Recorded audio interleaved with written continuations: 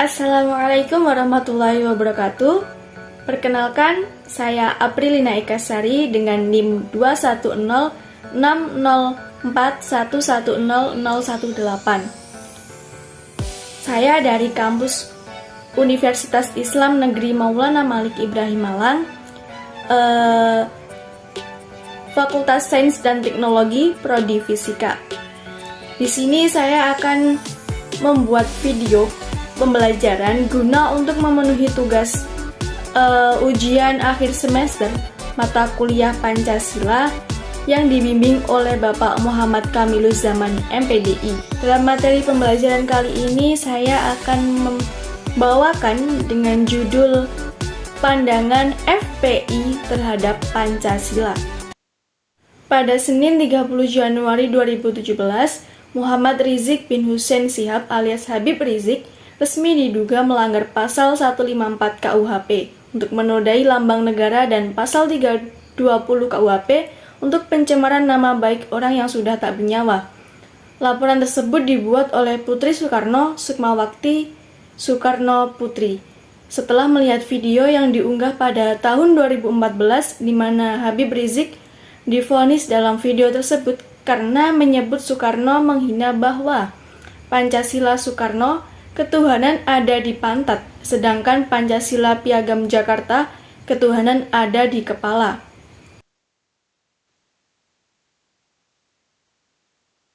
Kejadian ini sontak memicu berbagai reaksi, khususnya Ormas FPI, Front Pembela Islam yang dipimpinnya, bentrok dengan Ormas GMBI, Gerakan Masyarakat Bawah Indonesia, saat diperiksa sebagai saksi di depan polisi di Jawa Barat. Konflik yang muncul saat ini tidak lebih dari adanya perbedaan penafsiran yang dipahami Habib dalam memahami Pancasila sebagai ideologi negara. Dikenal sebagai Al-Habib Muhammad Rizik bin Hussein Shihab atau Habib Shihab, Presiden Indonesia tidak pernah mencabut dekrit Presiden Soekarno tahun 1959 bahwa UUD harus ditegakkan kembali ke UUD 1945.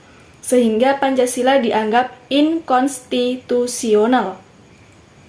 Surat dari Jakarta yang menyatakan bahwa ketuhanan dengan kewajiban menjalankan syariat-syariat Islam bagi pemeluk-pemeluknya, bukan ketuhanan yang Maha Esa. Pandangan Al-Habib Muhammad Rizik bin Hussein Shihab tentang Pancasila.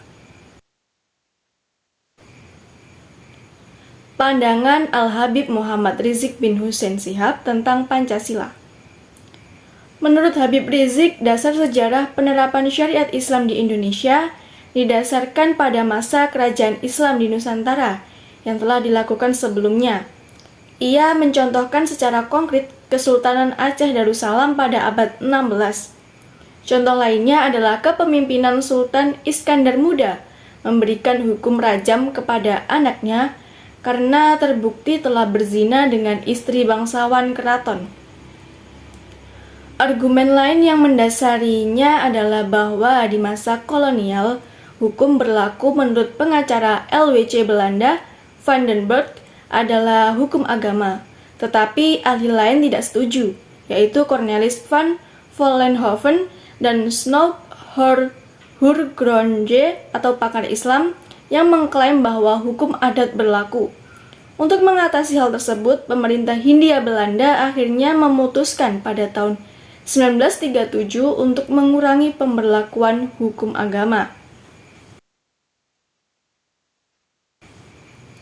Seiring dengan kemerdekaan Indonesia, para Founding Fathers bekerja untuk menciptakan konsensus dasar yang menjadi pedoman bagi bangsa Indonesia sebagai dasar kehidupan berbangsa dan bernegara.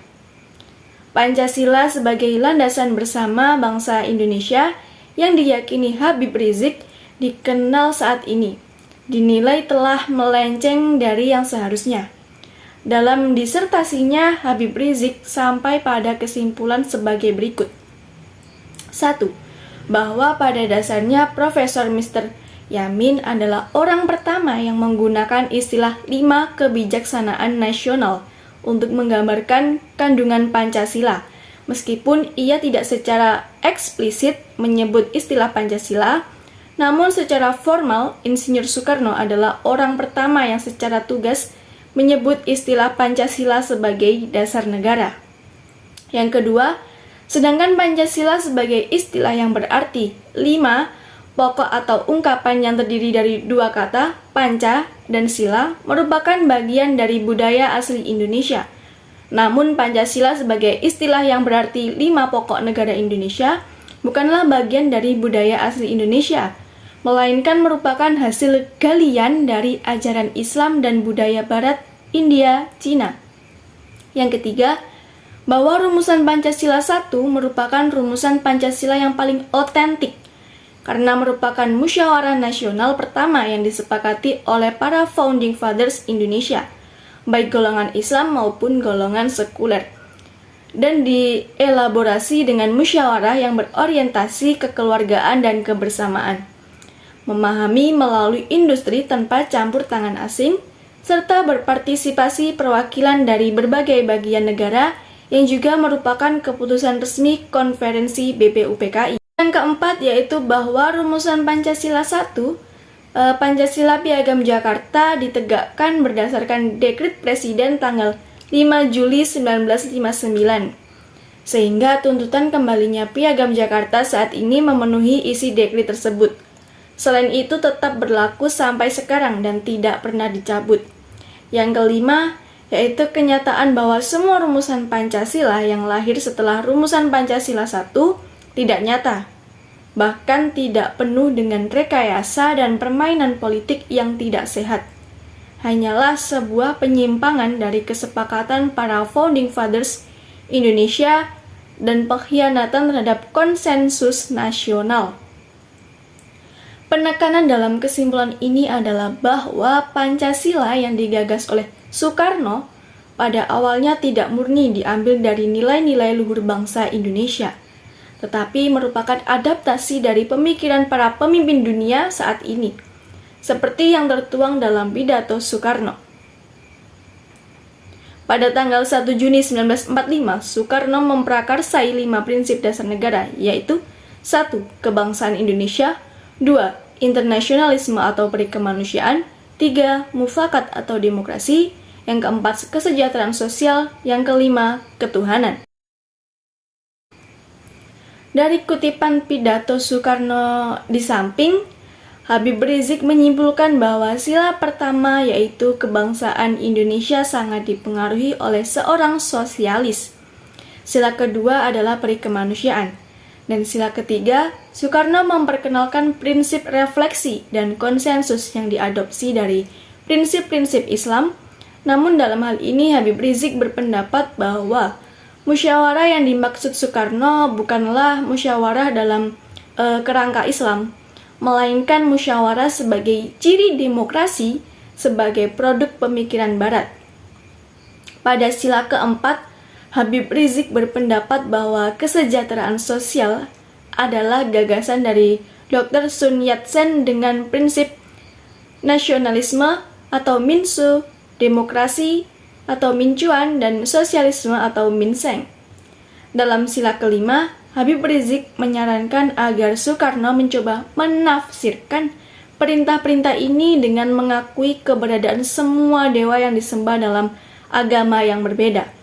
Namun tidak dapat disangkal bahwa menurut prinsip ini Soekarno juga menganut salah satu nilai Islam yang disebut takwa dan tauhid atau keesaan Tuhan.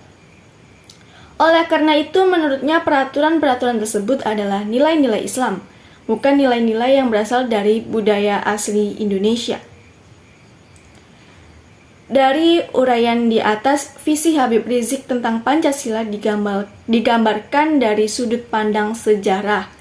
Oleh karena itu, poin-poin utama dari sudut pandangnya dapat disimpulkan bahwa yang pertama, Pancasila yang dicetuskan oleh Soekarno tidak semata-mata diturunkan dari nilai-nilai luhur bangsa Indonesia. Yang kedua, rumusan Piagam Jakarta merupakan konstitusi yang paling autentik dan berwibawa karena dianut oleh seluruh anggota BPUPKI.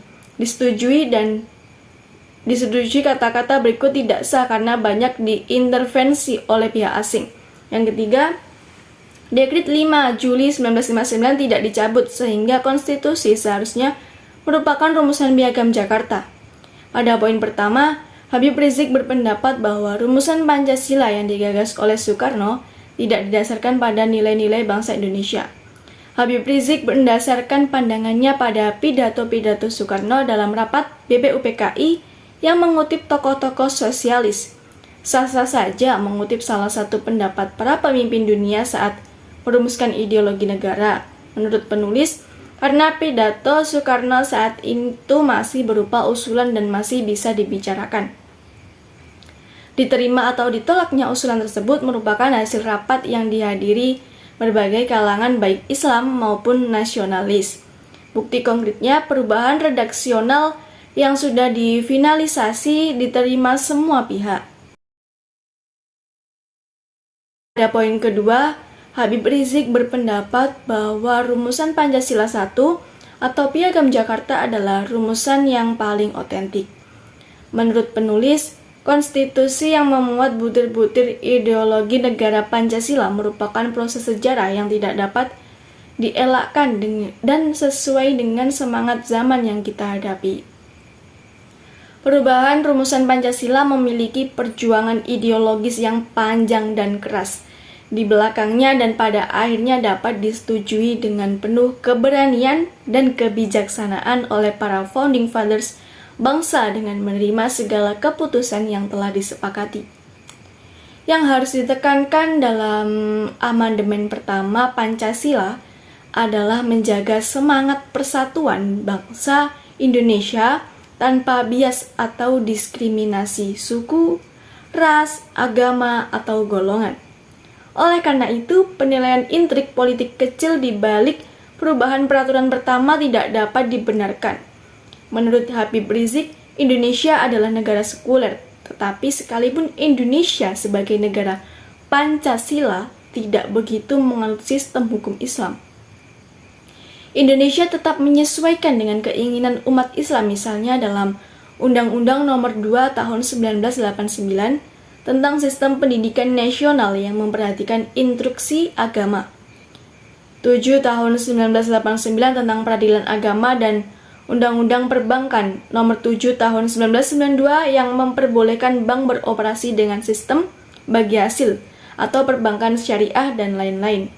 Namun ini tampaknya tidak cukup untuk Habib Rizik dan hukum negara juga harus ditetapkan untuknya. Penulis beranggapan bahwa Habib Rizik ingin melegitimasi gagasan formalisasi syariat Islam dengan mengacu pada Piagam Jakarta dan berpendapat bahwa SK 5 Juli 1959 tidak dicabut oleh Presiden Soekarno sehingga Piagam Jakarta berlaku hingga saat ini.